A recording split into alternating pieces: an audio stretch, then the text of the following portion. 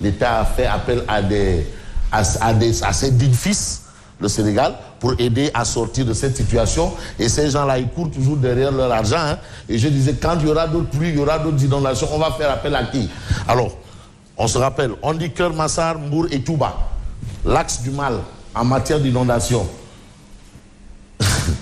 Keur Massar, Mbour et Touba. L'axe du mal. Donc ça, c'est le titre de la tribune. Et la tribune d'indiquer qu'il y a des quartiers encore sous les eaux. Maisons abandonnées et pieds dans l'eau. Des routes coupées. Un stress hydrique permanent. Donc à tout moment, on a peur qu'il pleuve. Et s'il pleut, c'est la catastrophe. Donc on n'est pas à l'abri de l'abri. On n'est pas à l'abri de l'abri. Voilà, bref. La preuve, déjà que donc le stress hydrique doit être permanent. La tribune annonce déjà des orages et des pluies attendues au Sénégal dans les toutes prochaines heures, selon Monsieur Météo. Et l'indicateur de la météo, c'est un animal qu'on appelle la grenouille. Voilà. Alors, après les fortes pluies de samedi dernier, des orages et pluies attendus partout au Sénégal. Donc, nous ne sommes pas encore sortis de l'auberge. On n'a pas encore vu le bout du tunnel. Il faudrait encore s'attendre à cette image. Donc, ce n'est pas encore terminé. Mais le problème qui se poserait, parce qu'il faut toujours utiliser le temps qui sied, qui se poserait pour ne pas faire dans le... Hein? Bref, n'est-ce pas, Cyril? Absolument. Voilà. Le problème qui se poserait est bien entendu évoqué par un journal qu'on appelle Direct News. Parce que quand même, il ne faudrait pas quand même prendre les créatures du bon Dieu ou les enfants du bon Dieu pour des canards sauvages. Les populations pataugent encore. Les mots ont leur sens. Les milliards n'ont pas arrêté les inondations. Il y a eu beaucoup d'argent. Et ce n'est pas l'argent de la poche de Macky Sall, mais l'argent du contribuable. Ceux qui ont des nets et des bruts et des nets. Il y en a qui ont des bruts et des nets. Il y a ce qu'on appelle impôt direct et impôt indirect.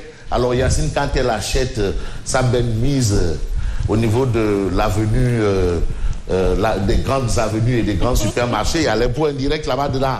Voilà, elle cotise impôt indirect. Oui. Voilà, Biraïb, quand il met son yaras, il paye de l'impôt indirect parce que le tailleur, forcément, prend sa part et qui envoie. C'est le même que tout le monde.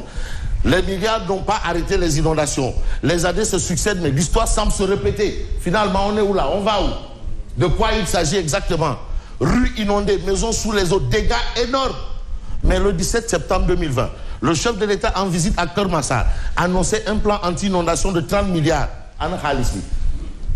Finalement, l'argent là est parti dans les eaux.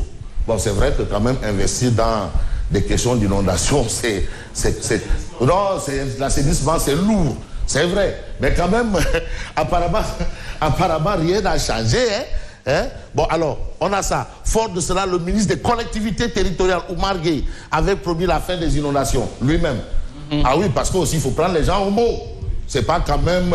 oui, quand on dit des choses, il faut savoir ce qu'on dit. Quand un ministre de la République annonce la fin des inondations, c'est qu'il ne doit plus avoir des inondations.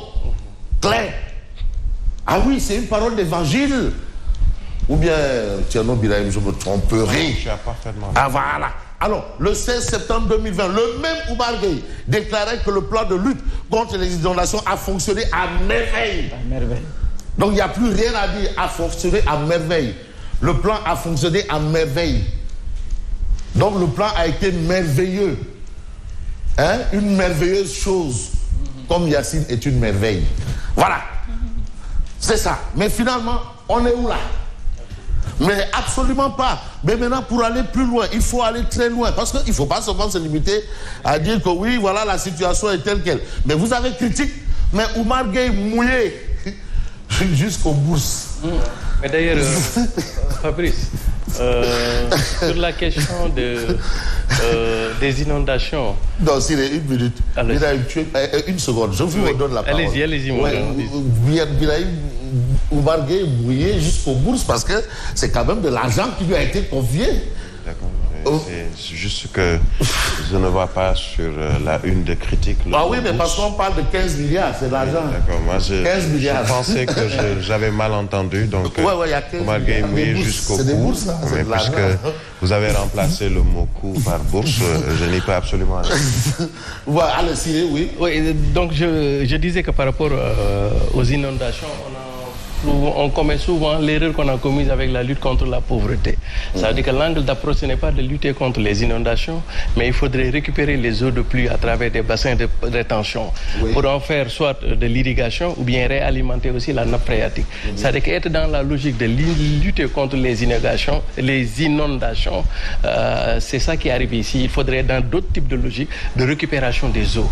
Là, on sent les angles d'approche et puis voilà, tout à fait. Une technologie. Mais c'est dommage de voir toutes ces mètres cubes d'eau perdus. Donc on peut comprendre, selon l'explication de Sidé, que Abdoulaye Wade avait une vision par rapport à ça. Oui, Abdoulaye Wade avait une vision avec les bassins de rétention.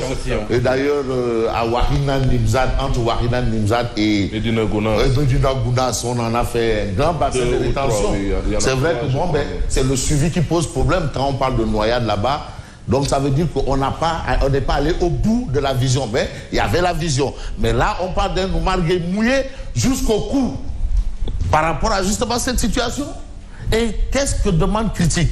Même si au Sénégal, la culture de la reddition des comptes n'est pas bien ancrée, pour le cas précis de la phase 2 du projet de gestion des eaux pluviales et d'adaptation au changement climatique, le ministre des collectivités territoriales, du développement et de l'aménagement des territoires doit rendre compte pour avoir bénéficié d'une enveloppe de 15 milliards de francs CFA pour faire face aux inondations dans le département de Keur-Massar. Donc la question qu'on doit demander à Oumar Gueye Sangalkam, quelle est la question, Yacine?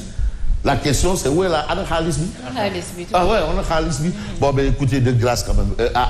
Mettez un peu de foi parce que la Yacine peine un peu à s'acclimater. Ah oui. Non, on va faire une pétition pour vous, madame. Absolument. Alors, voilà. Donc, Oumar Gueye mouillé jusqu'au cou. Jusqu'au cou. Voilà. Bref. Donc, on peut maintenant passer à quel journal? On peut s'intéresser au journal... je vais prendre au pif parce que là, quand même, on sort un peu de cette situation pour aller dans une autre situation. La situation autour du marché Sandaga. Marché Sandaga. À qui appartient le marché Sandaga? Vous savez, l'histoire semble souvent bégayer dans ces cas de figure. On a vu cette guerre entre la commune au niveau de la banlieue, entre la commune de Djidé Thiaroye Kao et la commune de Warina Nimzat autour du marché Boubès. Et je crois que Fofana est mieux placé pour expliquer autour du marché Boubès. Et finalement, on a donné raison à Djidé Thiaroye Kao. Et jusque-là...